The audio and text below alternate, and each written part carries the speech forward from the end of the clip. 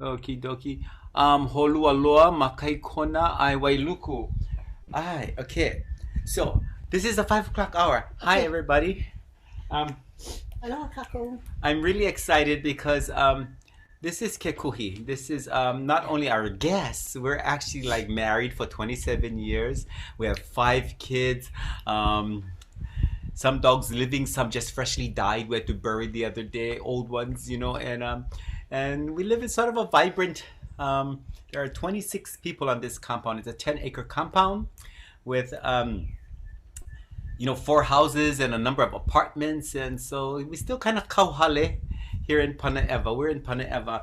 Um, I'm excited because the ka'au, the process by which we explore indigenous leadership, I created that concept. It comes from the Pele and Hi'iaka. And I used it to guide myself as I was going through academia, through higher education in my doctoral studies. And then, I started, we were teaching hula. She was the Hawaiian Studies program coordinator at Hawaii Community College where we worked. And I was the hula professor. And so my hula students started getting exposed. I started using this process to help them, not just through not the course was no longer just about learning hula and the history and the language, but learning about leadership. And I was using this ka'au process with my students, and then she saw some really really good results as a program coordinator. And she says, why don't you do that to all the other Hawaiian students? They're planning students, in our program, and I rather work with a small group, yeah. And I work with one canoe that I know going to sail versus 5 canoes and a little bit going different directions. But because she's the coordinator and she had pressure, she could put pressure. She goes, no, other people need to hear it, and they're not in your hula program. Don't be selfish. So between herself and then we have Gail Makuakane, London, which is our UH partner. Um, they What is Auntie Gail? they opened up many avenues for ka'au to grow, not just as a course outcome or a Hawaiian Studies program outcome, but now ka'au is being used within the university system by different campuses and individuals on other campuses.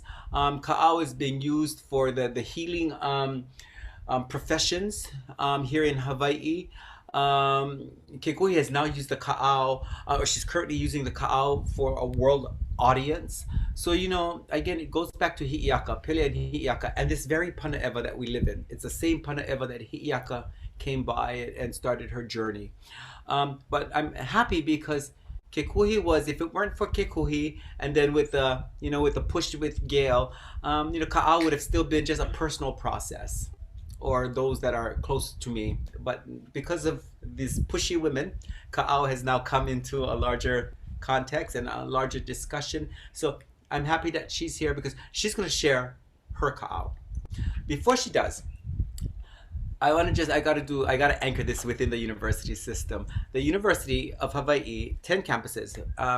We have a strategic imperative called Hawaii Papaokea. And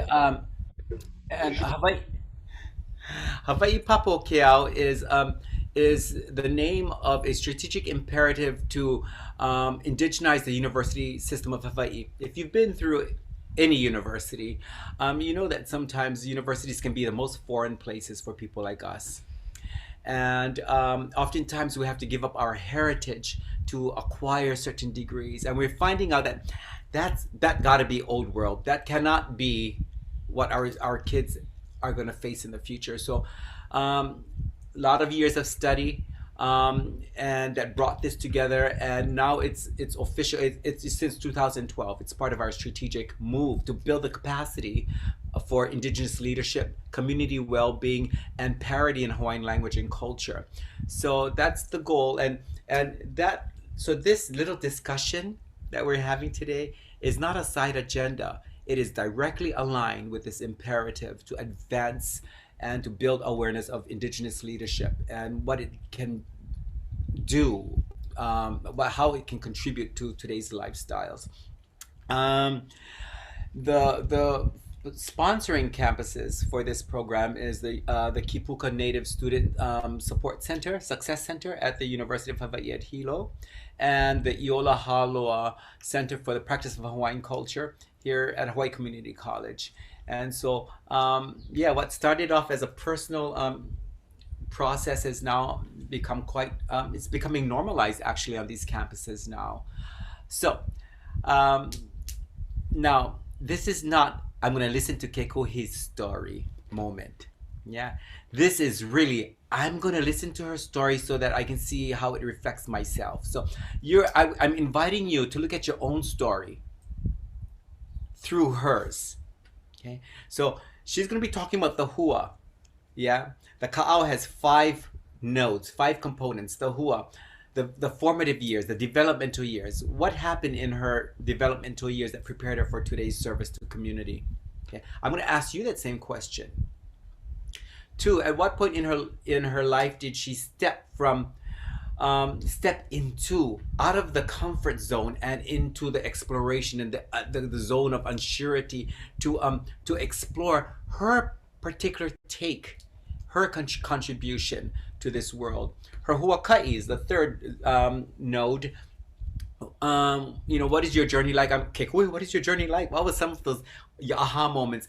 What were some of those days that made you feel really unsure of yourself, and you began to question, and I'm going to ask you that question too. What are some of your days when you know you're on the right track, and some days you perhaps think maybe you got on the wrong train, and you should be on a boat. So we all have those days, and we want to revisit that.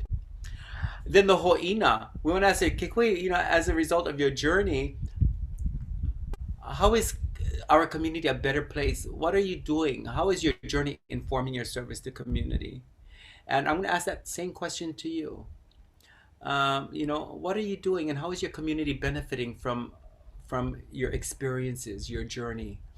And then your ha'ina. The ha'ina is the 5th node, and that ha'ina is like the end of the song, the most important thing. Kekuhi, what do you leave as words of wisdom and encouragement for our young leaders that are coming up?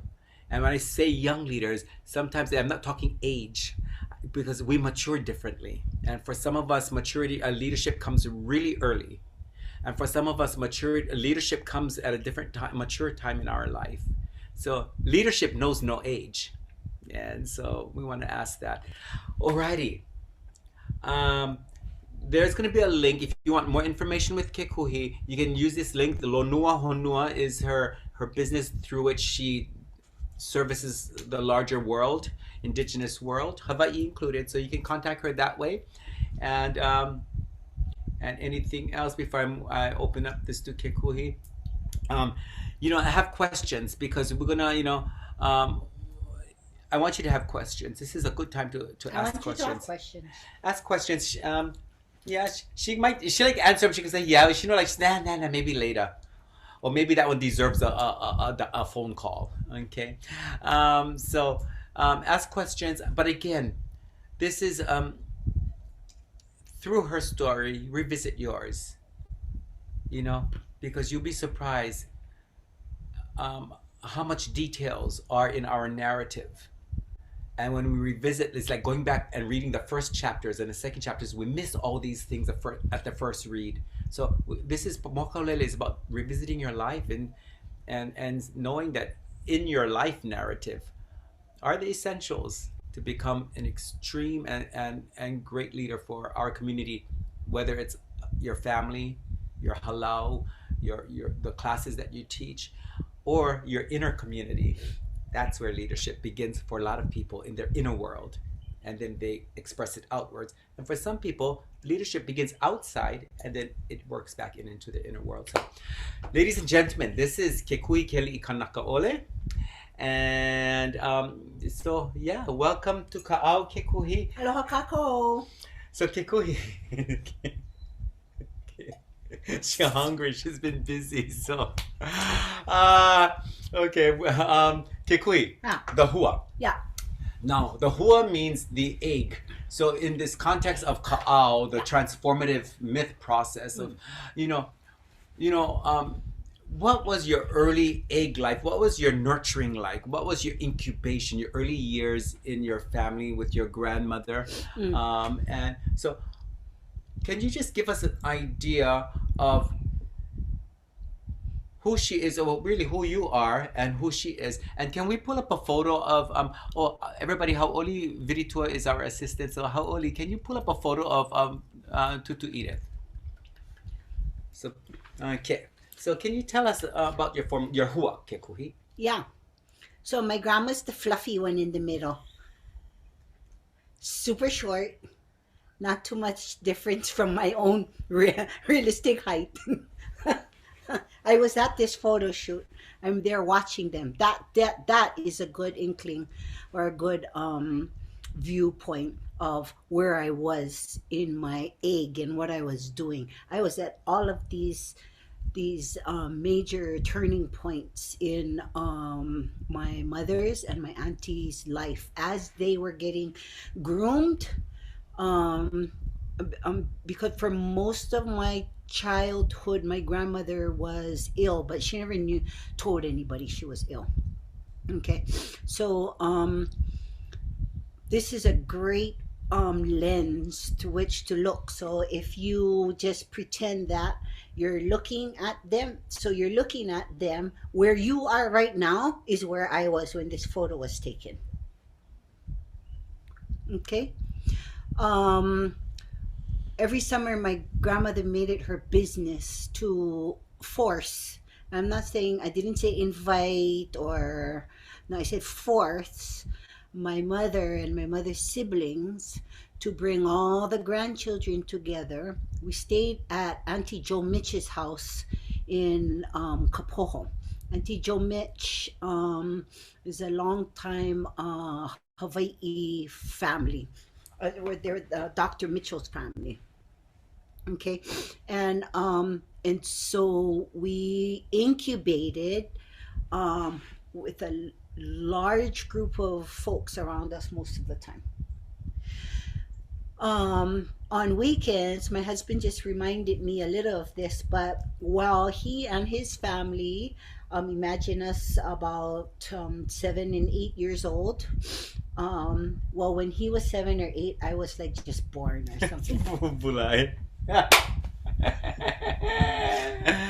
But while they were at Wailoa State Park almost every weekend, with their family having a good old time by the river, these three ladies right here, maybe minus my auntie Nalani in and out because she was young adulting in Hilo and Kona. Okay, she was fabulous in her young adulthood. Everybody wanted to be Auntie Nalani. Oh my God. Okay, and so every weekend we were at what is now called the Waiakea Villas. It's all bust up nowadays, but it was vibrant back then, and we were the ones doing the Polynesian review. And if you heard the tueres and the drums and the ukuleles and the ipus and the sounds and the iki that was us over there doing the thing. Yeah. Um, and I was at every single performance. One of the most important performances I think that marked Halao Kekuhi's entry into let's get serious about this or let's not do it at all. This I mean hula kahiko was the moment. I think it was in 72. I'm not sure, 72 or 73 or 70. I'm not sure, but my family, my grandmother, my mother and my auntie were invited to go to Oahu to do a performance. I'm not sure if it was in honoring somebody, but this is the point at which and so they get up there and they do their brand of hula kahiko. To them, that was hula. They didn't call it hula kahiko. We never called it hula kahiko. Ulapa. That's it. and went to Oahu on the stage, and it was a stage thing, and then they just danced what it is they've danced all of their youth, and so they did a set of kahiko dances, and it was at that point where folks, as a large group of hula people, started to rethink about this thing called hula kahiko and should it be out in the public or not. And so I was around all of that. I was in at every performance, every major turn. I was at Nahoku Hanohanos we were at when my grandmother was there. We followed my grandma around when she was doing her photography for the two albums she released the 2 years before she died. Ha'akui Pele Hawaii was her chant album, and Hi'ipoi Ka'aina Aloha was her ukulele contemporary music album. So, and when we weren't being hugely visible like that, we were in the garden, in the mala, weeding in Keaukaha. As rare, we were going to church every weekend. Oh, lucky thing had violets to eat. Um, we were we were in the car. It was hugely important for my grandmother that I knew everyone that she spoke to in the community. So we would drive from Hilo to Napopokona or Hilo to um, Puna, Kamaili, and Opihikau, and we would stop at all the houses. And she would stop and talk to everybody. And sometimes we sat in the car with my grandfather, and sometimes we sat beside her. And in all of that, my grandfather was the implement maker. He made the hula implements and he fixed the hula implements, and he took care of the yard, and he made sure that we had peeled mangoes at mango season. He was a huge man. He went to participated in World War II and came out sergeant, and then went to go and when he came back and retired from there from the army, he worked at Kulani prison, and he was one of the favorite prison guards because he was huge, but he was kind, along with Auntie Gail's papa too. And my grandfather was in the background, but you never missed where he was, and he was silent and hardly ever talked. But it was from his family. Not much people know this part, but it was because my grandma's more vocal and more visible. But it's from his family that we actually learned the protocols at the Luapele, at the crater. It was his grandparents who made sure that the ah Hmm. that's him. He's so looked so virile, yeah. Oh my god. But um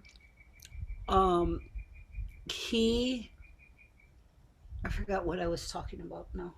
The protocols at the Blue Oh, Pele. protocols at the Luapele. It was his tutus that took them, and then my parents were taken by aunties and uncles from the grandmother, Auntie Tutu Haleaka, from this family to the Luapele. It's because of this is the Kanako Ole, the huge man. My grandmother's Kanaile Kinau from Kohala. So I have north and south. So if I act bipolar, by by this, by that. No, only joking, you guys. Um, is that good? Is that a good Yeah, egg? that is a good egg. Okay. So one, she talks about she describes her incubation period, and large family. Grandmother sort of kind of runs everything. Her husband is a great support. Um, in the public, a lot of awakening moments, and she's at all of those awakening moments. So she's and she's aware. She from her point of view. She's experiencing all of these. Now, how do you take that point of view, and now it becomes embedded in your thinking system and your process systems, and then how do they transmit out into actions? See, that's the thing. So it's one thing to be a recipient and to account, oh yeah, we did this, we did this, we did this. But then the next step in leadership development is, well, what are you going to do with those? How do they transmute into actions that build leadership, that build support? And again, for us, there's all kinds of leadership. Indigenous leadership, at the end of the day, heightens the well-being of the community. And when we talk about community, we're not just talking about Kanaka, humans. We're talking about the entire environment. That's our primary community. We're just descendants. We're not aliens. We're descendants of these communities. So leadership for us is the entire Hawaiian universe, and by extension, wherever we go, we participate in that universe. She talks about rituals. She talks about the fact that her grandmother made sure that the kids were always together. Yeah. And I want you to begin to think about this. How is this similar? How did this parallel you, or maybe not parallel you? Because how we think and how we act a lot, to how we do it today, how we think and act has a lot. And we know that that's not, has a lot to do with our developmental years, our formative years. That's why they call it formative. We're being formed. Yeah. And so I want you to begin thinking about that. Anything else? She did talk about, there was a point in their hula journey. They did the whole Polynesian review. So how I found out they did the Polynesian review? One night she and I had a few drinks, and then she started busting out Samoan dances, Maori dances, Tahitian dances, and it's hilarious. I was like, I had thought they only did hula kahiko, because when you think of the halau Kekuhi, you just think of hula kahiko. But she did like half past the hapa haole dances, things that they would never ever even. The mother would not even let back in halau today. Those are the things that she did. So she knows all of those Nesian dances. She can work for Polynesian Culture Center. Get me some poi balls, you guys. Get it. All villages. She can cover. I can do all villages. She's proficient that way. But we're going to begin thinking now. How does this translate? Because as a leader, oftentimes people won't sit you down as a child and say, "Now we're going to have a lecture on leadership." Sometimes we never ever hear the word leadership. It's an action for many of us. Yeah, not necessarily an attached word to it. In fact, some of us, we don't even identify ourselves as leaders, because for us, leaders is it's a little uncomfortable word. That means we're sticking out and we want everybody to see us. That's how sometimes it's interpreted. But so we don't use the word often. But leadership has a lot to do with more action in families like Kekuhi's and her grandmother. We look at all the actions, and so how is that influence you? How much of that influence is alive today in this? By the way, her grandmother and Kekuhi shares the same name, and so that's another Mōkaulele discussion. How what happens when sometimes you pass the name on to the mo'opuna, and what happens. Now, so again, this series is looking at grandparents' influence on leadership today. Okay. Now, your ha'alele. The ha'alele, hua again, is the egg. Like Hi'iaka came to Hawaii in a form of an egg with Pele. And then after she cracked her egg and she became a young girl. Should I talk about my other set of grandparents? No, that's for another Mōkaulele. Oh, okay. So what happens is Hi'iaka is born an egg, and then she goes on her journey and she comes back a goddess. Okay, and for us, the goddess is not associated necessarily with in transformative leadership. Deity means you're at your peak potential. You're not half performing, you're fully performing. So I like that she said on Oahu, they were doing hula here. It was a lifestyle, family lifestyle, but something happened on Oahu when they performed their dances. The dances they always do all the time, people responded differently, and they realized they came back home and they reassessed themselves, and said, "There's something different about this, and we got to be serious about it." I Yeah. think was your Yeah. words. Yeah. And so at that point, they just did hula kahiko and some awana, but they got rid of they rested all the other, they. But don't worry, I remember. They remember the dances. That's gonna be a special performance. So your ha'alele. At what point did you begin to, in pidgin, we say, act like your grandma? In the academic terms, at what point did you begin to Boss around my cousins? explore your identity and how and just step into something that maybe your peers weren't stepping into, and maybe it was an alone step. Your ha'alele. You mean when you go be court chanter every year? That one? Because your grandmother do that kind of thing, so now you're court chanter forever and ever. She's talking about her May Day court chanter. That was like we used to call it a kahuna. 'Cause she Yeah, had to chant. elementary through intermediate through High high school. school until I finished high school. Court chanter. So what can you put your finger on one moment in your life where you realize that you had to get serious about it? You had to do something about it. Oh, I had to do something about it. No, not in my youth. Yeah, of course. When did your ha'alele hit? Well, I tell you the point in time where I realized that, oh, I'm everybody telling me I'm not like I cannot hang out with them because I think I'm special. I never believed that until at the age of 10 years old I was sent to go and teach halal. Like nobody could be there. Like none of the teacher adults, my auntie, my mother, my grandmother wasn't there, and they couldn't teach.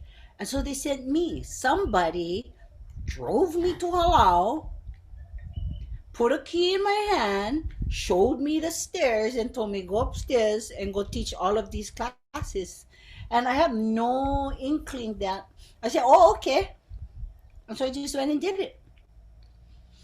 And that was there was a something inside. It didn't shift, but there was a something inside that made that sort of ho'oya confirmed what my cousins were telling me, whether I liked it or not. I What don't were know. they telling you? Oh, you think you're special? Only you go with grandma every time.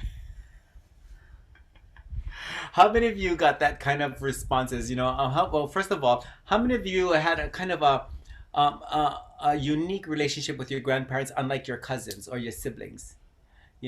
Just raise your hands. You have an icon buttons over there. Just raise your hands, because this might be an echo to your own story, and sometimes there's an isolation. Yeah. Yeah, You think you're alone. special. You think you're special. You're always with grandma or grandpa. You get to Yeah. sleep with them. You name after her, and so sometimes Oh. it can build issues. Mason, Auntie Sandy. Hi, Auntie Auntie. Sandy, Ivalani, yeah, Drew Cap, Lawrence, Okay. Ivalani. Alrighty. How many of you were those cousins that just kind of teased that one special kid in the family that had the attention? Raise your hand, because both are necessary. Yeah, both are necessary. Okay. Alrighty. Okay. So you see, that is an important piece, because then what happens when somebody's teasing you? You begin to, because we have a nature to want to belong. It's part of our animal. Yeah, we need to belong to the social group. But sometimes when we get special, what is interpreted as special attention, special treatment, then that isolates us. And sometimes when our peers tease us, yeah, um, we do two things. One, we become more isolated. Yeah. We just go, okay, well, yeah, I'm really not you, so I'm here. So you become really isolated, but inside there's this longing that you want to do what they do. No, you want to belong. You want to belong. Oh my Yeah. God, it's so Uh, horrible. But everybody can go play, but you got to stay with your tutu. Yeah. Yeah. And Yeah. then, Okay, so I'll tell you this. I think the point at which everything Join the meeting. shifted for me was right there. When I had this discussion with my uncle Parley. Me and my sister used to go to Hana in the summer. And as a 11 and 12-year old, we went to go and dance with the at the Hana Hotel. Good fun. And then I used to go play music with Auntie Carol and Uncle Kaleo. Okay, and then I was too young to get paid, right? So then I can earn points and go get jewelry or mu'umu'u or ice cream. Okay. Oh, sorry, at the convenience store. Anywho, I was on one of these summer visits to Uncle Parley's house, and um,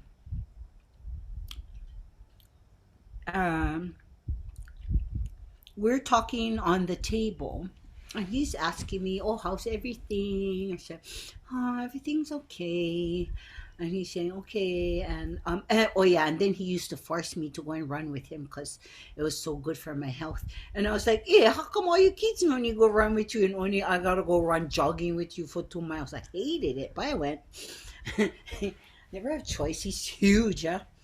Okay, so then we're sitting outside on the lanai, and I guess I was talking to my mom or dad. They were counting the things that I needed to do, and so I was kind of sulking, I guess. Um, and he said, "What's the matter?" And then so I told him, and he tried to comfort me. And I told him, Uncle, I just don't belong anywhere. I don't belong with my cousins. I don't belong with, although I love my cousins and we had totally good fun together as young adults. Nobody ever understood when I had to pull myself away from what was happening with the rest of the family. And so I said, I don't belong. I don't belong in I don't belong in school. I have to hang out at the band room because I'm neither Japanese nor I'm not fair enough to hang out with the other folks. And I already tried smoking in the bathroom with my other friends, Just but to belong. just to belong. I just wanted to belong. So I hung out with those friends. They were smoking in the bathroom and I hated it, you know? So I was sitting there and giving him all my examples, and he really sympathized.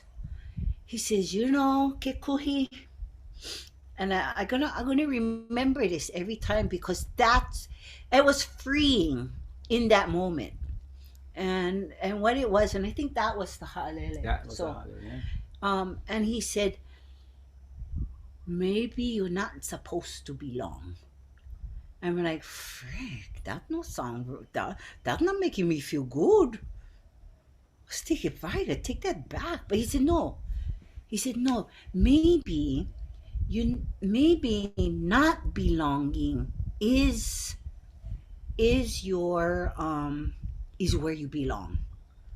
And it took me a while to figure that out. In fact, it took me way into my we had already met Hmm. early 30s, I think, to finally figure out what that meant. And then I could thank him for saying that. Yeah, I think that was it. That's a beautiful ha'alele. And so she talks about her childhood and all of these experiences, and then she goes a little bit deeper, and sometimes in leadership, you get identified, yeah, and for some reason, some of you will relate to this, and you get pulled out to get developed in certain areas. And why did the tutu decide to take Kekuhi a lot and be part of this experience? And she always talks about being tucked in the car next to the ipu and the implements and always going around. And then she talks about going all different parts of the island to go kiss and these all these strangers that she had to meet. So it appears that the tutu was setting something up. She just didn't. She was unconscious of it.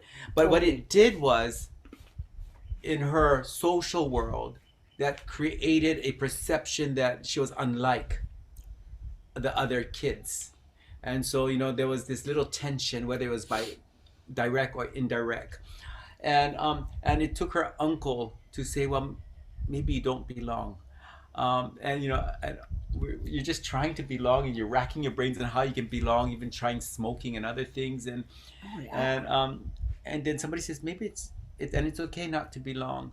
So there's this. If you look at our journey myths, and again, this process is informed mostly by the Hi'iaka and Pele myth, but you look at other journey myths worldwide. There's always a sense of isolation that the person on the journey is going by themselves, that they get isolated. They're the least, they don't understand the full package of it, but they're just taking a step at a day, and then before it unfolds. And there's people along the journey that gives these moments of highlight. Yeah, they put the light on so you can see where you are in this enchanted journey of yours. So Uncle Parley is now past, but one day you're gonna find this young totally. person very much like you Totally. that don't fit, Yeah. and you're gonna be the person that says, maybe you're not supposed to fit. So it makes me question or ask to think about who was Uncle Parley's mentor that told him, Yeah. Yeah. maybe one day, or maybe you don't fit and it's okay. Yeah. So, if you've been in a space where you didn't fit, you wanted to fit, you just didn't fit. Your thought processes were different. Yeah. Totally. You and your and your development was different. And a lot of it has to do with your nature, and then the nurture is right closely under there, and sometimes there is a division. So your ha'alele, and again, your hua is this, but your ha'alele can happen years later, and there might be variations of ha'alele. Yeah, as we begin to progress, you might have another Uncle Parley along the way to help you through the next. The Uncle Parleys is an archetype, really, for us, is a key. You'll meet a lot of Uncle Parleys along the way that will just give you, it may not be what you want to hear, but it gives you the fortitude to move on to the next piece of the journey, the next leg. Yahuwah Ka'i. Now you're in this full journey, you realize that, I like that you said you're given the key to go and teach. They dropped you off and you went to go and teach. Yeah. And at that point you got to taste, there's a power. When you hold the key, there's a sense of power, totally. trust. Okay? Yeah. You don't realize that at 10. You just walk up the stairs and you go and do what you're always observed. And it's afterwards when you get pulled up to the front line, when your body is being used to demonstrate the hula, when you're asked to come learn this dance because it's got to get taught to everybody else. Then you sort of go, oh. Yeah. So, interesting. I like that. The idea of the key, you were given the key. So it might be a small little piece. So this is the great thing about reflection and revisiting these stories. I've never heard this. She told me about she had to teach hula at 10, but she never told me they gave her the key and pointed her up to the upstairs of the Hata's building and here go teach. Yeah. Because in ritual or in ka'au, in mythology, when you're given the key, that key is the access. What were you accessing? That's the question. You went to literally teach hula to everybody older than you, but now that key is still in your hands. What door are you opening? So what kinds of keys were given you? She had a literal key, but what kind of points of access were given you? And is that point of access, have you lost the door, or are you still using that door and to service or to really journey into this next piece, which is the huaka'i. The huaka'i, the word ka'i means sequence. Ka'i, yeah? Sequence. The word hua means, again, you're formative. So this is a sequence of now mini journeys. Because, we don't have one journey. We have one big journey, and then in that macro journey, then we have all these micro journeys that have hua, ha'alele, you meet your Uncle Parleys along the way, and all of these little, side stories that make up the big one. But we want you to begin to talk to us about some of those moments, and we're going to do this in two parts. The moments that you was like, yeah, I'm on the right track. This feels really natural. This feels organic, and all my resources are in place, and I have to be on the right track because of these advancements. And the second part is those days when you just went, wow, I don't know, and you start questioning your formative years. Now there are some questions, I believe. Was there a question you're trying to point me to? No, I'm just reading the comments. Like Tikali Kili'ipio, and they lived across the street from my uncle Kanak, I believe. And then Tina, Egert. Okay. And then It, Auntie Gail over here is talking about the pivot oh, her point. mom. Yeah. The pivot point was when you guys did the kanikapila at Halau Kekuhi on Oahu. Yeah. Some of the older people are still talking about that. That was the first time they got to see this rural family coming Yeah. to dance, and they were doing this. Real unga monga kind of things. Yeah. Okay. If you guys have, do you have any? Oh yeah, look at that. Yeah. Wow. Yeah. Lovely. Ooh. Okay. And yeah. So do you have any questions before we go on into the huaka'i? Any? You can put it in the chat, or you can raise your hand, and Haoli can help me see if there's any hands that are raised. Do you have any questions about her hua or her ha'alele? Again, if you're still waiting for your ha'alele, don't worry. It should happen soon. We're good. We have one question from Auntie Sandy Claverian. Hi, Auntie Sandy. Okay. So I remember your Uncle Piley. What a gentle spirit he was. And always will be in my heart. That's what I remember about Uncle Piley. And I think the different, as I look at your auntie, or your mother and your aunties, he had to live with 3 tough titas. So it was okay for him to be different. And I believe in his journey with living with 3 very prominent wahines, and him being the gentle spirit, just like your grandfather. Yeah, he gave you mana'o that should live within you. Yeah. And as I listen to you share about him, my heart just kind of trickles because I remember the man. Yeah. And I thank you for sharing that. I just wanted to share that. Thank you, Auntie Sandy. Any other questions? You can put it in the chat, or but again, you know, use this to reflect on your own Uncle Parleys in your life. It might be Auntie Parleys. Yeah. So Yeah. even if you have so like it looks like I'm texting, but I'm not. I'm actually keeping notes of my hua, my ha'alele, and my huaka'i and ho'ina and ha'ina. And maybe somebody will write that in the chat for you folks. So you, as I'm identifying mine, you can go, ooh, what was my hua? And just write a little journal, just journal a little note there. Yeah. Yeah. I think another ha'alele, because it was a double thing, because one feeling of not belonging, I think sort of led to, I got pregnant really early.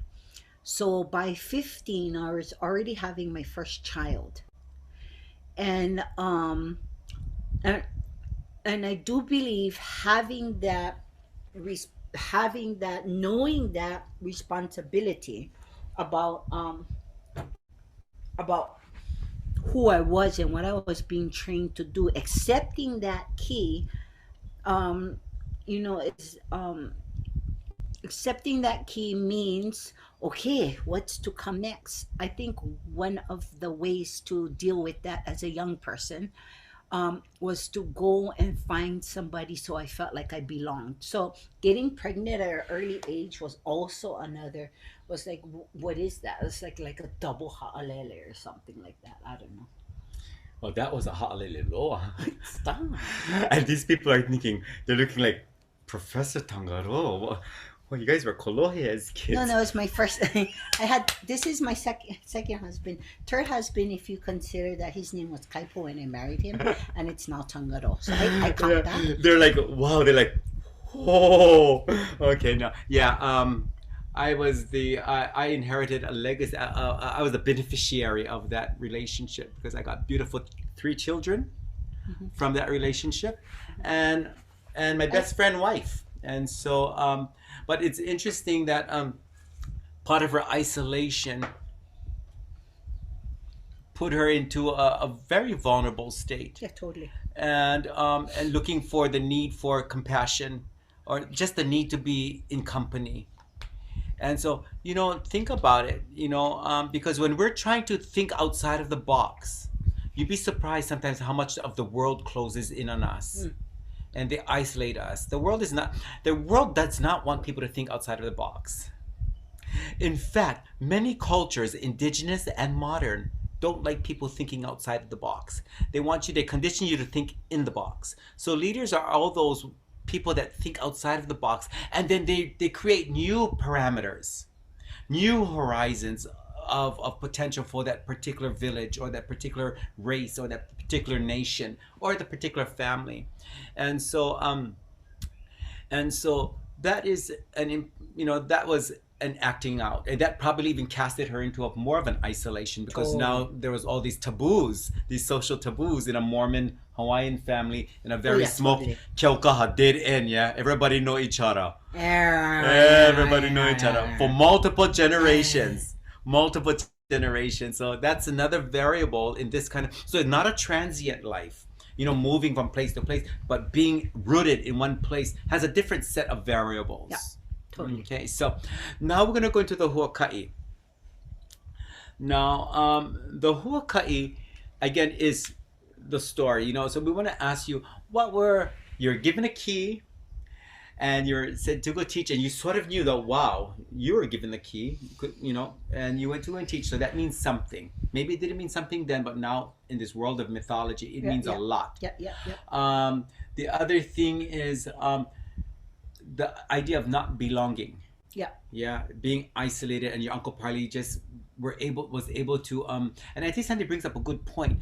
That sometimes the people closest to us, because of their energy, they don't necessarily see that. They don't see it. They wouldn't. They're not designed to say, well, it's okay not to be alone. They're just so busy doing. So it takes this really quiet member, this side gentle soul. Yeah, it took him. Yeah. And so that's the beautiful thing about having diverse family, or support. And these days, families are defined differently. So I'm not talking about the blooded family. Sometimes it's a social family, but how sometimes. And are you that person?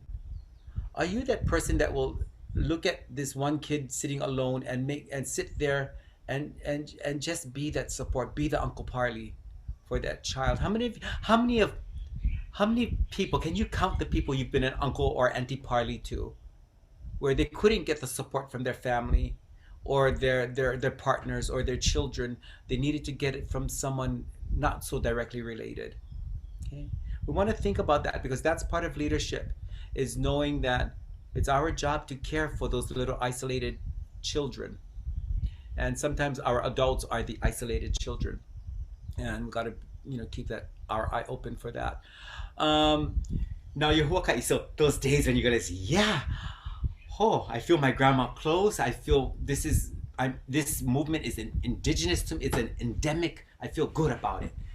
You have any highlights about when those pulses came up and you knew you were on the right track?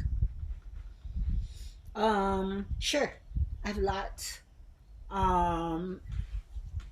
After recording my first album, that was the and being on stage, that was so kamaaina to me.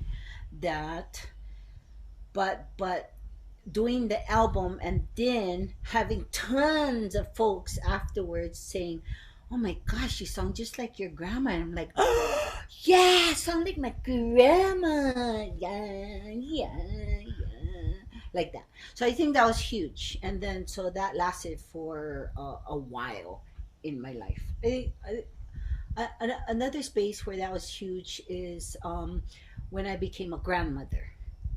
And then knowing that my grandchild, like, one of the favorite things about being a youth while my grandmother was still here was smelling her, like, she's fluffy, right? You guys saw her photos. Yeah, okay. And but like sweaty with like Johnson baby powder kind of mix. If you mix that together, that would be the cologne of my grandmother. Sweat and Johnson's baby powder. Or when they were around in those days, late 70s, there was this cosmetic powder. It came in a round pink plastic thing with a powder puff, and like all the ladies had it. And that was another sort of distinct smell. So I was thinking while I was holding my first grandchild, I hope I smell like sweat and baby powder. Like I hope she gets that scent. That was another moment, I think. I think another moment was um, recently. Recently, I was in conversations, and they weren't easy conversations, and they were large community conversations where you have a definite confrontational, small, kind, little bit explosive um, relationships. And when I was in there, I totally channeled Edith Kanakaʻole. Um, because I needed her anchoring, and I totally channeled Luka Kanakaʻole. Not that he would like to be there, but because he was a member of the military, and because his conversation had to do with that subject matter, and because he was large and solid and quiet and only said things that mattered. And so I totally went into that space. That was another time that to answer your question. Yeah. Those were specific. There were a lot of other times, but yeah, those are three special ones for me. So the interesting thing is the role that smell has on leadership. Yeah. Actually, that smell is one of our strongest senses. Of all the senses, smell is the sense that can trigger the deepest memories.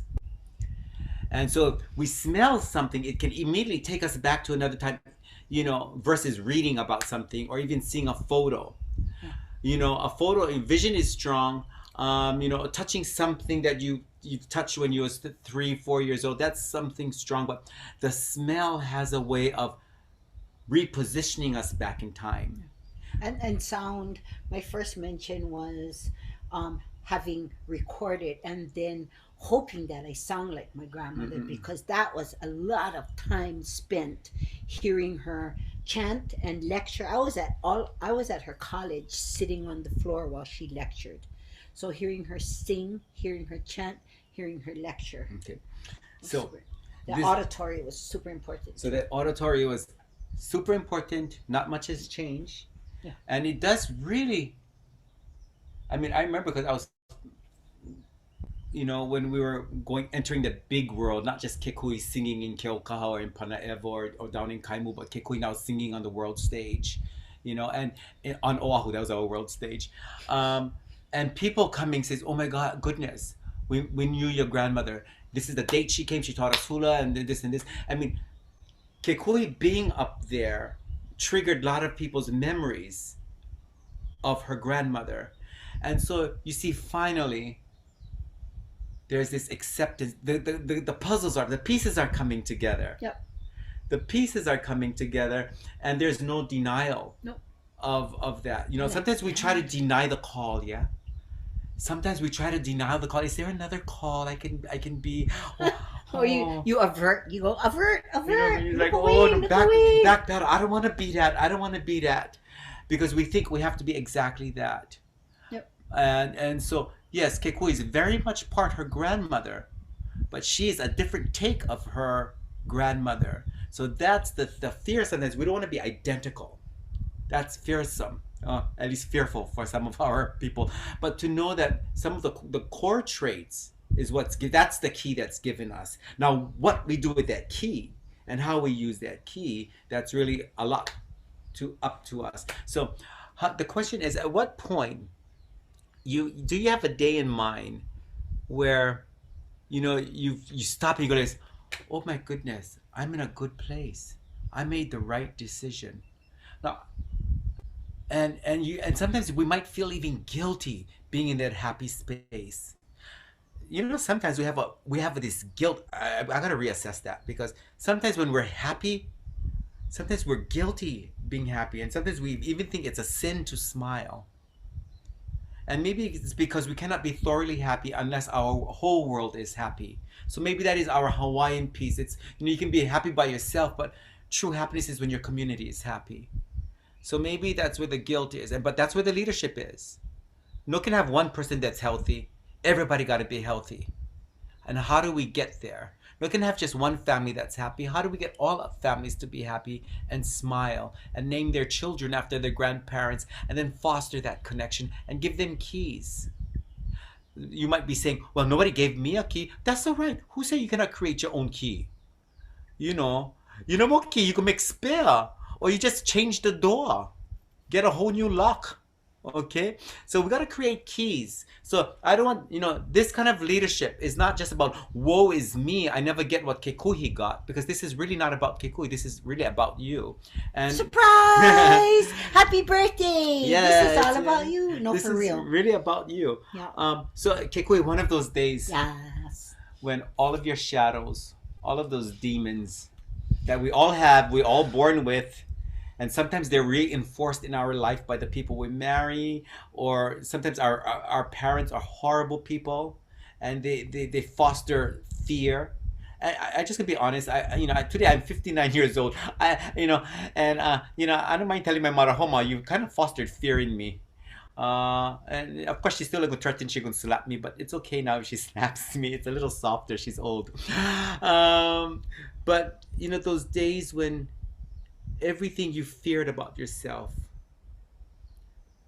met you on the trail in your journey, and it wasn't you didn't have your armor on, and you felt very, very vulnerable.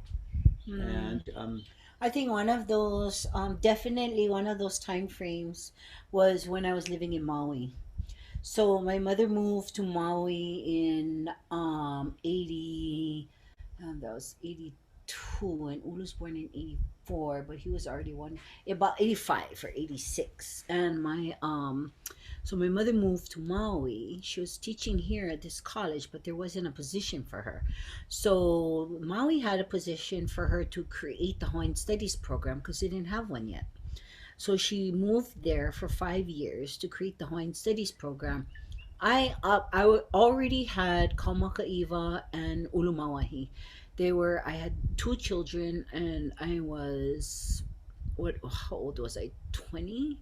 19 or 20, and I was in college. This wasn't gonna, whatever my shenanigans were on the side wasn't gonna thwart my educational journey. So I continued in college, but I decided early on that I was gonna learn Hawaiian studies from my mother and no one else. Rhoda Kanya. Anywho's the fact. So I go to Maui, and here in Maui lives all of my demons. It was the place where I was the lowest, and it's not the only low point. Because there was another time right here in Hilo, not too long ago, like in 2011 or 12 or so, where I dipped again because those shadows followed me. But and there was wonderful things that happened in Maui, but there are also terrible things that happened in Maui. And I think that's my shadows followed me. That's all the stuff that I didn't know how to deal with in a teenage marriage, as a teenage mother, whatever I didn't address, or whatever didn't get addressed, whether I knew or not it needed addressing, while I was a teenager. All those feelings of not belonging just huge. It was like a tsunami is about to, um, was about to like break as a large wave, not a pushing tsunami. Either way, it was a tsunami. So I found myself we drinking a lot, partying too much, at some points in time, neglecting my children. There are wonderful things. I made friends that will never go away because um, they saw me and held me at my lowest. Um, the Punanaleo o Maui was created while I was, while I was there in that state. Um, and just made wonderful friends and not going to forget it. And I wouldn't have identified this point as that point. Was super traumatic. But the reason why I do is because about um, 5 years ago, like in 2012, when I had that second sort of dip in my life. This is my spiritual dip. Yeah. All this first dip I call my sort of my emotional maturity. It's crazy.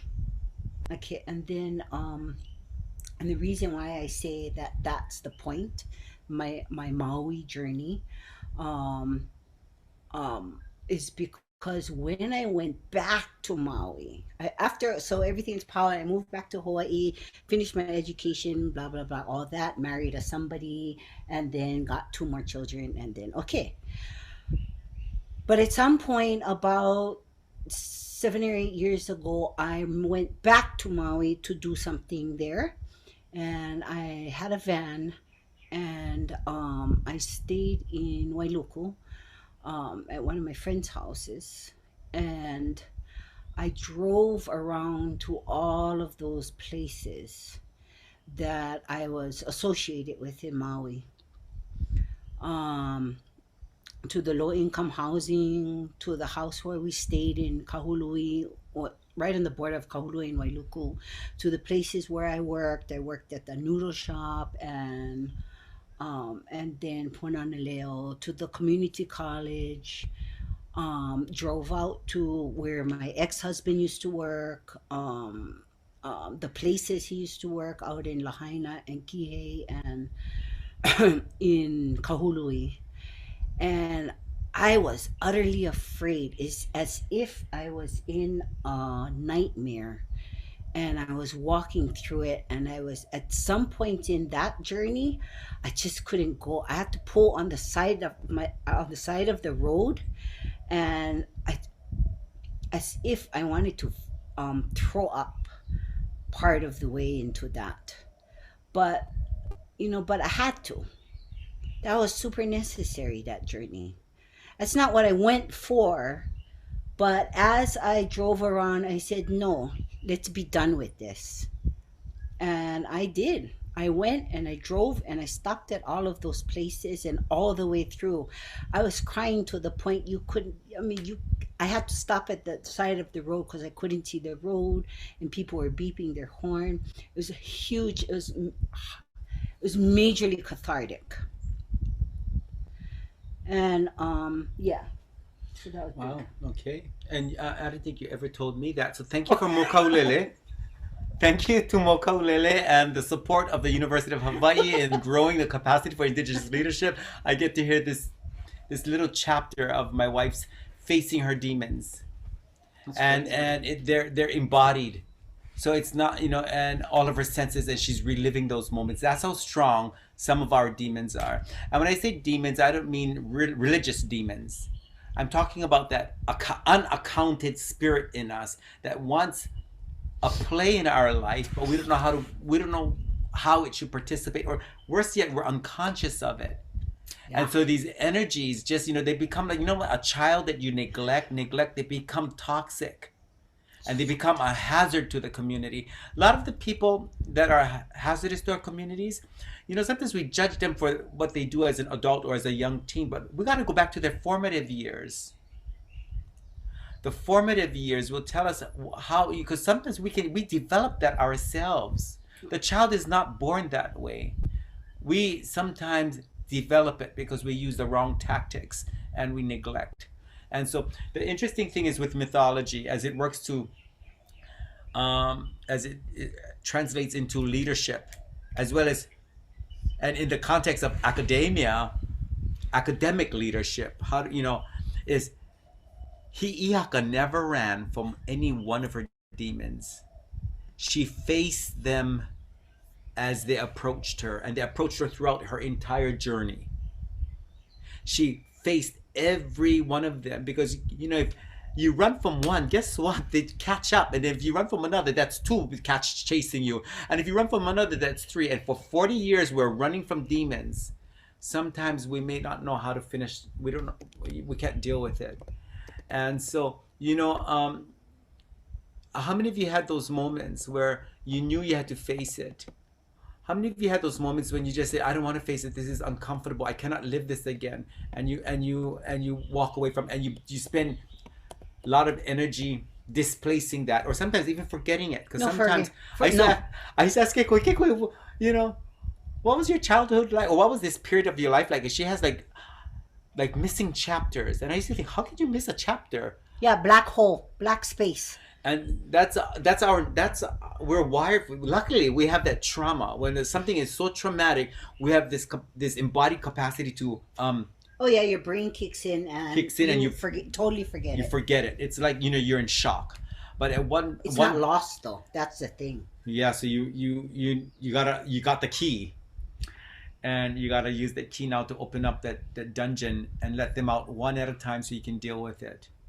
What happened in 2011 that and we talk about, you had another it was physical, you Another said it was thing. spiritual. What time were you, Polly? 6:06. Yeah, this goes to 6:30. Oh, We're okay. good, girl. Okay, awesome. Yeah. So pretty soon I gotta go shishi. All these things coming out my body. And I'm gonna Cathartic. shishi. Yeah, like, detox. Shucks.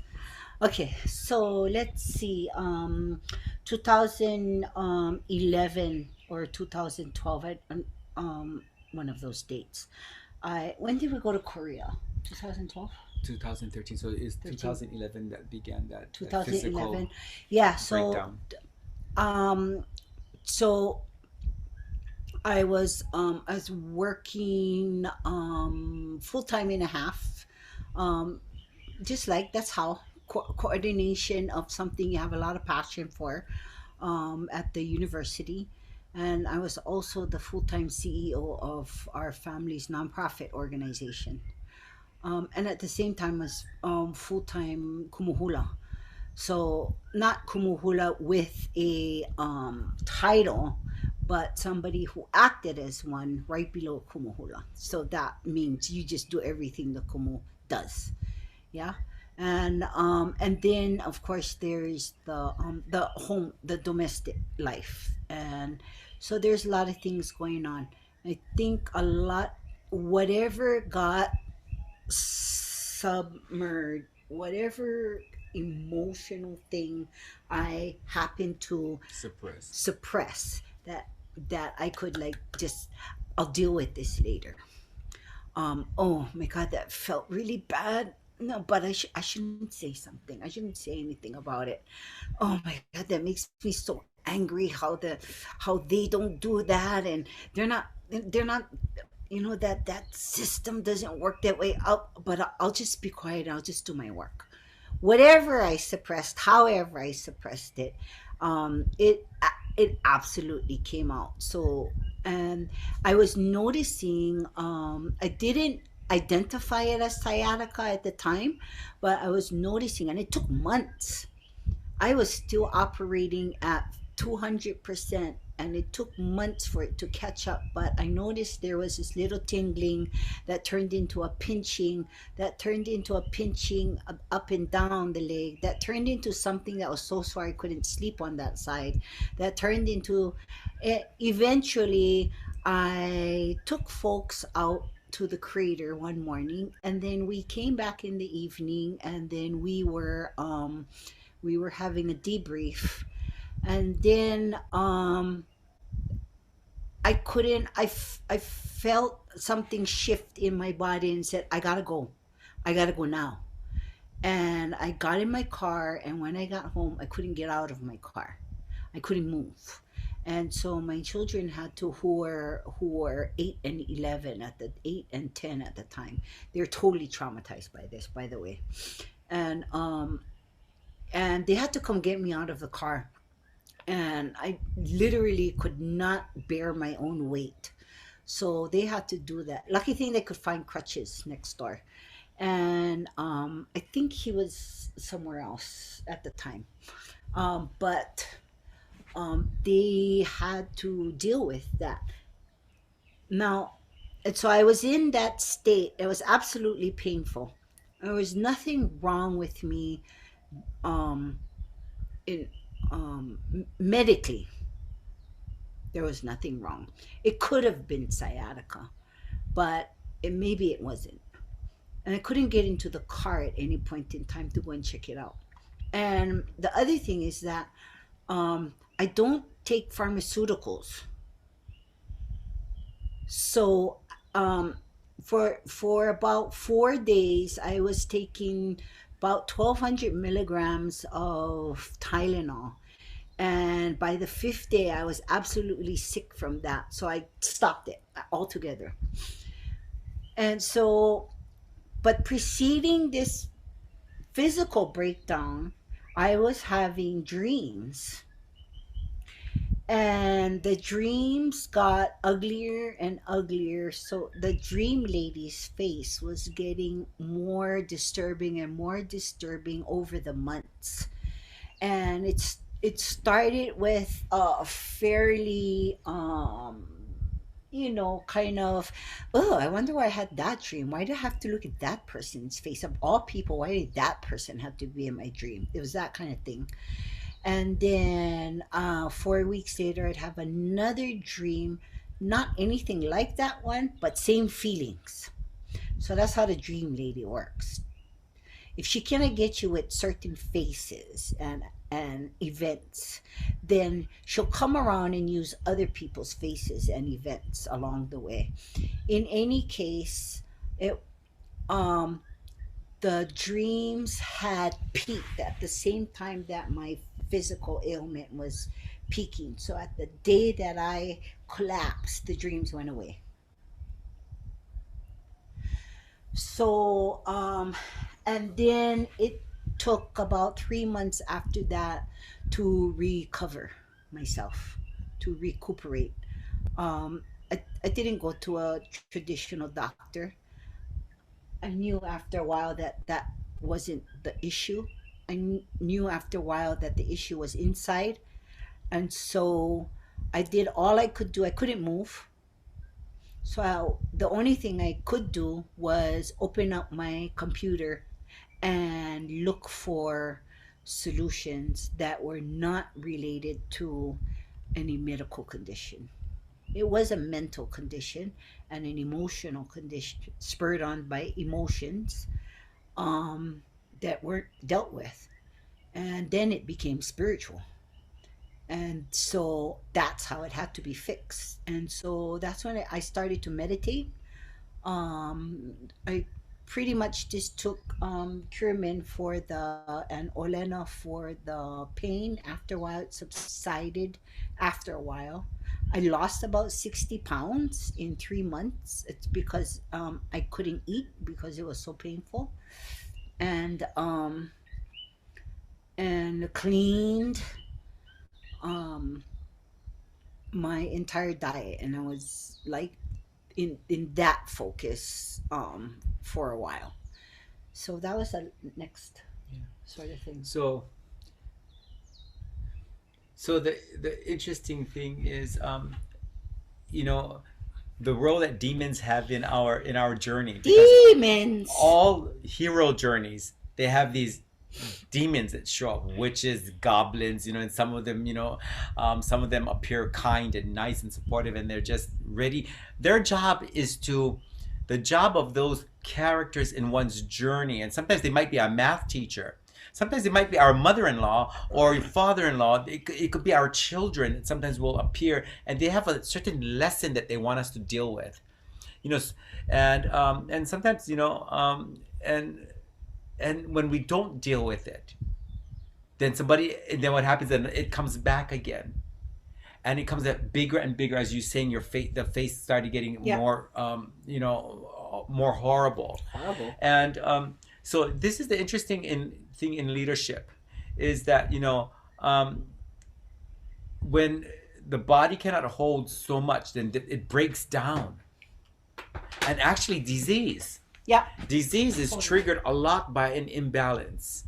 And so, leadership is also, well, really, I like to promote health, personal health, leadership from the inside. Because oftentimes we can get busy leading the world and make sure everybody's healthy and happy, but yet we ourselves are abusing our own bodies. And so, this is kind of serious stuff. In academia, when the students, how this plays out in academia is when the students face a trauma, whether it's a class that they cannot pass or a chapter that it's keeping them, and the pressure of keeping the GPA up, or maybe financial aid might be a problem. But if they don't deal with it as they come along, and we just brush it aside in the old days, we could change degrees. If we don't like that teacher, we can change the whole degree. And we can just stay in school forever. Nowadays, you don't have that kind of financial help. You got to get 15 to finish. You got to get in 15 credits and you a semester and you're out. And so we don't have that. But what happens is the students have a physical breakdown. And in this case, I did see my wife sitting down. And I remember, and I used to think, okay, your demons have caught up. And now they're requiring you. They took your feet away. So you stop moving and you begin to think about it and deal with it. And as a husband, I couldn't support that. I could support her and give her the space. But it was time that she not run anymore. And sometimes when we can be busy with everything in our lives, sometimes are we busy because we need to be busy, or we're busy because we don't want to deal with certain things? Yeah, and so we overcompensate in other arenas. Interesting how those demons play out. And then, guess what? They metamorphose.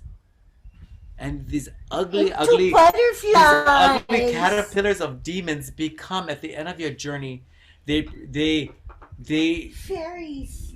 They go into the chrysalis, they metamorphose, and they come out, and they're your fairy. Suckers.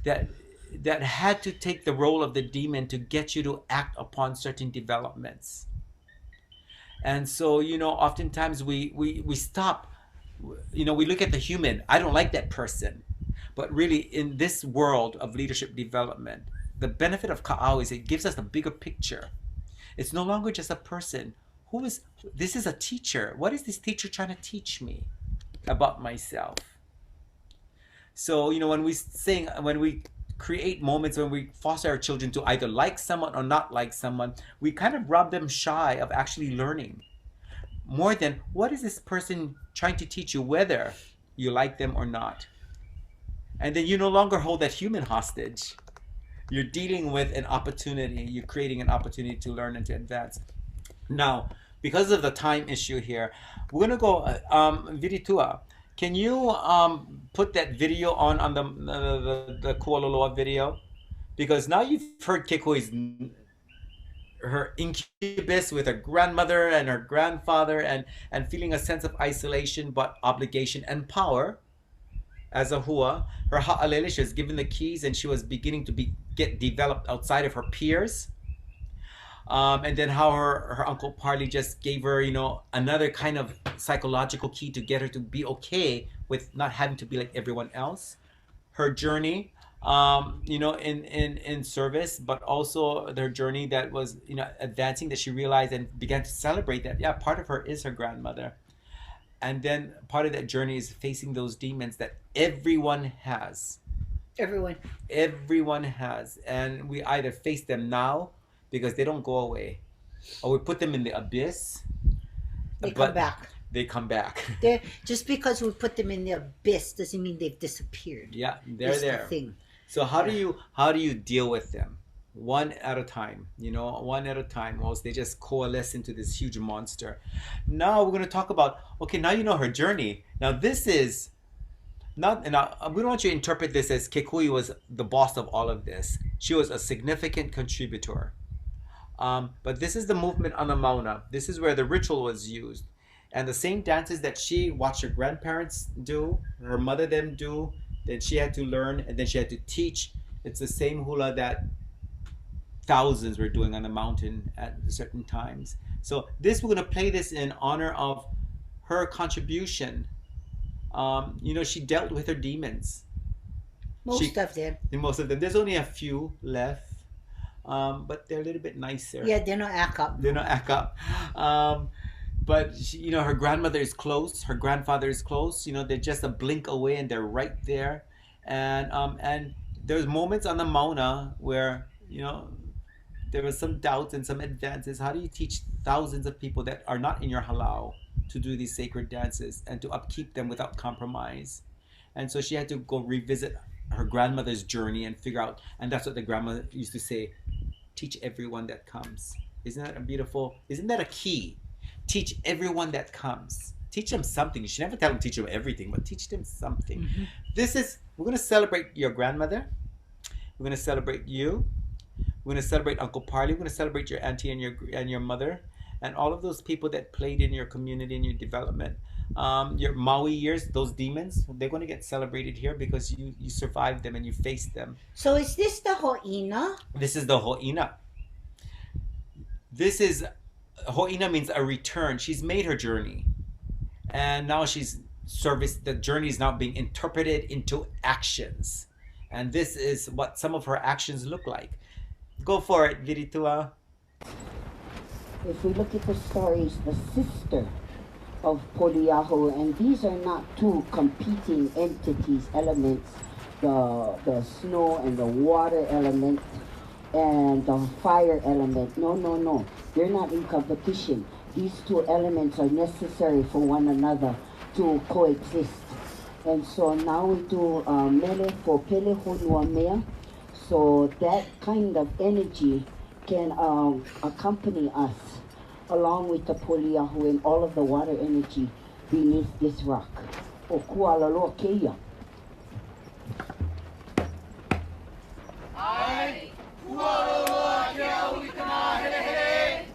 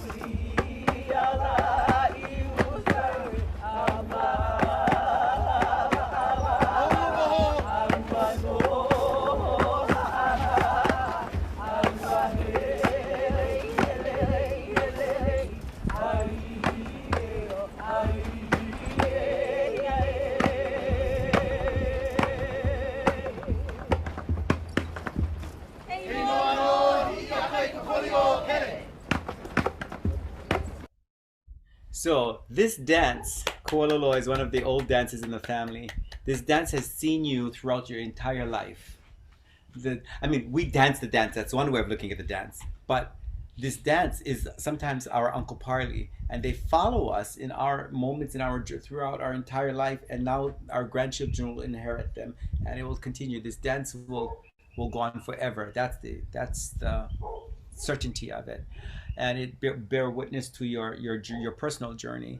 Now, leadership, indigenous leadership, is very measurable, and this is where I want to invite you to look at. You need to, in Hawaii, when people no more proof of what they say or what they preach, we call them waha. You all waha. That means all mouth, nice in the mouth, but no more action. Okay, and that's an insult when somebody calls you waha, because we're supposed to talk, if we have to, about stuff we know of experience, and it's better to say I don't know than to act like you know. Yeah, and so how do you know you're contributing to your community, to your family, to the place where you work? to the larger community, to the world, well, you got to assess it because it should be accessible. You should be able to find your contribution. And sometimes we're so busy doing, we don't stop to go, oh, and look at, yeah, I contributed that small piece to that large movement. So sometimes we don't contribute to the whole movement, but we control a small piece. But you know what is interesting? There's this old saying, "O ka unu ka mea e kaʻaʻole ai ka pohaku." It's the small chink stones that keep the big stones in the rock wall in place. So sometimes we look at the big leaders, yeah, the big stones. But you know, it's actually the small little stones that keep those big stones in place. So we should never devalue leadership because we have to be big stones and we have to be small stones. And I know mine being small stones. yeah, and I've seen you. Part of the small stones is sometimes the big stones come together and I see you putting in these little chink stones and really not displacing the leader but supporting the leader. That's the thing. Indigenous leadership is always about, we're always looking for the next leader. We're always, it's not about us. It's really not, there's a lot of ego in it sometimes, like in everything else. But a hula person is always looking, a hula teacher is always looking for the next hula teacher. A person that migrates over the ocean on the Mōkaulele, the captain, their eyes are open because they're looking for the kid in the community gonna be the captain. And sometimes the mara is just hapai, and they have a sense that that baby is the one, and they're gonna give the baby that name. They're gonna, before the baby come out, the baby has the key. So we want to use that Hawaiian way of looking at leadership. Begin to identify, not that you want them to become exactly you, because that's impossible. But we want them to become exactly them. And this is how we can contribute to this, to the development of them. Yeah. And so I'm hoping you're able to visit, Kekuhi has a huge personality. She's not very tall, Excuse me. but she has a very, very huge personality. But there's a vulnerable spirit in here, very much like yours. And so we hope you learned something from this. There's the ha'ina, the last piece. At the end of the song, you have an opportunity to, before you put the ukulele down, you have an opportunity to echo an important piece of the important message. So in February 24th, 2022, Kekuhi, what message do you have for this group and the world that speaks to leadership, indigenous leadership, for the advancement of indigenous health and well-being, beginning with the individual? So what message? So the first message is, happy birthday to Tangaro, happy birthday to Tangaro, because on 2/24/2022, it's his birthday, it's his birthday, Yay! it's his birthday. Okay. The message for the world. I hate that question. I hate that question because then it makes me responsible. I think there's two big things that I'm reconsidering in this last 2016, maybe 5 or 6 years. One of the things is I had to step way outside of the space of traditional knowledge, not and into a space where for the knowledge to be useful for learners in 2022 across the world, it has to be applicable to the human spirit and the more than human spirit, and taking off from the anchor of Hawaii Life Ways. One of the huge messages for me, not necessarily to you folks, but for me, sorry, is you just gotta go do them. You just gotta go do them. You gotta no scare them. There's a bunch of people who are not very happy about what I do in the world right now, and and and one of them happens to live right next door to me. And well, the thing is, supporting you and being happy for you is one thing. Recapitulating, reimagining the source of the ike that you're sharing is another thing. So the supporting me, everybody's happy about what I'm doing now, and that I'm doing the thing that I belong to do. That's my belonging right there. Everybody loves that. Not everybody likes how I do that. Um, to that, I have to say, mahalo for your concern, but are you gonna do it? Are you gonna do it? Are you gonna do it? No, you're not gonna do it. There's tons. Um, my honua, the one outside of me, and this one that's sitting in front of you right now, needs every bit of aloha. In the work that I do now, um, there's the I think that's the message. Yeah. I don't want to go on. I think that's the message is that I found the work that I belong in, and when you do for you, um, people gonna support you because they love you. But if they don't like how or what you're doing in your work or who you're helping along the way, um, aside from your ego getting in the way and saying, "I just go do them anyway," they don't know what they're talking about. Yeah, that's unnecessary. But when you know that you know in your gut and you don't feel like throwing up and you get teary and people, your students show up to things like this to hear a story that's similar to their own, that's proof enough for me that the work is good work, and my family supports me, and Yeah. I don't know. Yeah. Sometimes criticism is the best teacher.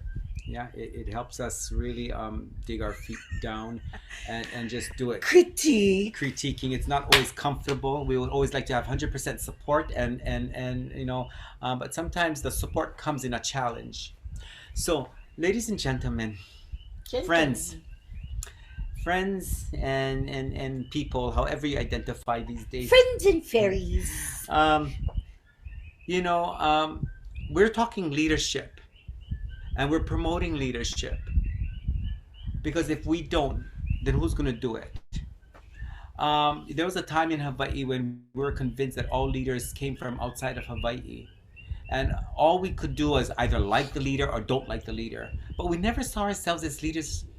Maybe in a small family unit we saw ourselves as leaders, but to stand out in the community as a leader, that was really uncomfortable. Well, in academia, we have to grow leaders. Hawaii is a unique place. Yes, we parallel with other places in the world, but we're very unique because of location. It's the location and the environment that created this unique culture. Where the culture is unique because the land base is unique, largely because it's isolated. And so nobody can understand us like we can understand ourselves. So when we play in this large global world, we do need strong leadership. We need people that walk the talk, people that went on the canoes like our ancestors and came across the ocean and faced their challenges, faced their mo'os, died a few times, but got resurrected in the next generation to continue the work. To that end, we're highly encouraging you to look at your own leadership capacity. Don't be afraid of it. Own it. As like Kekuhi, that point Kekuhi talked about, that pivot in her life was, okay, what are we going to do with this hula? We're going to continue doing all these other stuff, or we're going to just dig our feet deep in, and this is going to be our contribution to the world. because of that decision, the hula world we've contributed huge halau Kekuhi because of that pivot in their commitment. So we invite you to create your commitments, big and small, the low-hanging fruit, and then the big visionary work that's going to take a few years to arrive. Well, you may not even arrive. That's the wonder of that work. Yeah, and maybe sometimes you just set the template for your grandchild to continue the journey, because that's the beauty between grandparents and grandchildren. Is, you know, the grandparents are a whole lot more mature than our parents are across the world. Grandparents are a whole lot more mature, and so they can see things differently. So, you know, see yourself as a leader. If you are in academia, or if you are in a place of what we say in a position of power, look for those people in our communities. Let's begin to act like Hawaiians in that way. Who's going to be the next administrator? Who's going to be the next president of the university? Or who's going to be the next kumuhula of this halau? Or who's going to, you know, don't just create, you know, enrollment. We got to create leadership. And enrollment will be a natural, you know, effect from this. Looking at people's leadership and their potential to contribute. We all have 24 hours, every one of us, no matter what color we are or how heavy our pockets are with money or light because of the absence of it. We all have 24 hours. We all come from a unique, a rich nature. It's the nurture that we need to begin to reassess. Let's create nurturing environments for leadership in academia, outside of academia. We need leaders. We cannot give birth to another generation of pacifists. You know, our warriors are getting old and they're dying. We have to take their place and now create, because there's different, you know, battles look different these days, and so we have to come equipped. Yeah, so let's grow leadership. We want to mahalo the Kipuka Hawaiian natives. I don't know, I worked with them for 20 years and I still get the name all mixed up. But the support system there for Native Hawaiians, Iola Haloa, in the Center for the Practice of Hawaiian. And interestingly, Edith Kanakaʻole has influenced these institutions, these academic institutions. You know, she goes deep. That little woman, how she chose to live her 24 hours, we're still benefiting from it today. So isn't that something to consider? Anything else? Next week, Thursday, same time, we have Roxanne Kealiʻikipi Okolohaka. And she's a former student of mine. I had her right out of high school, this skinny old lady. And now she's a mature woman, still skinny. Her passion is the ocean and the Kanaloa connections. Her leadership is in that arena. And she doesn't sleep until she knows our ancient, our ocean ancestors are healthy. We cannot be healthy and they're endangered. We all got to be healthy. So come and join that, because it's a super intriguing. It's an intriguing. She's an awesome teacher and activist. Yeah, and not waha. So not waha. You know, this is action. So do come. And interesting, all the 4 presenters in Mōkaulele this year, 4 females, Presley, Kekuhi, Roxanne, and Noinoi Wong Wilson will close the presentation. They're all graduates of the University of Hawaii. And so, you know, we like to go, yay, we've contributed something, an unu, to their big pohaku movements. And that's a big thing. That's a big contribution. Celebrate your contributions. If you're here, that's because you've already see yourself in leadership and you already have contributions. Don't be shy. Celebrate them. Don't expect the world to celebrate what you're not willing to celebrate. Celebrate your accomplishments. Celebrate your setbacks. And the world will come behind you and support your journey forward. Yeah, that's the only reason why we're here today. We're descendants of heroes, of leadership, decisions, you know, to survive and to make good our survival. So have a nice evening, and I see you next week. Nice to see all of everybody. you. Nice to see you, Yolisa. Yeah. Nice to see you, Auntie Kawi. Yeah. Look Nice at all to see these you. people. Ahuiho. These Thank you for names. coming, Mahi. Thank you for coming, Leahi. Ahuiho kako. Oh, there's Jojo too. Jojo's out there too. And Lavinda. Hi, Lavinda. Hey, Vilani. We ho kako. Oh, hi, Melanie We Wilson. see everybody. Oh my god. Oh, your Kepa buddies. I know, right? Oh, look Tomoko at this Tomoko Skinner. We ho kako. Aloha. Hi, Lavinda. Oh, it's cold where you are, girl. Okay, how old is stay on? Gail, if you're on, you can stay on, please. And then Pao. Bye bye. Yeah, we Papa, don't go yet because we just gotta do the closing, please. Oh.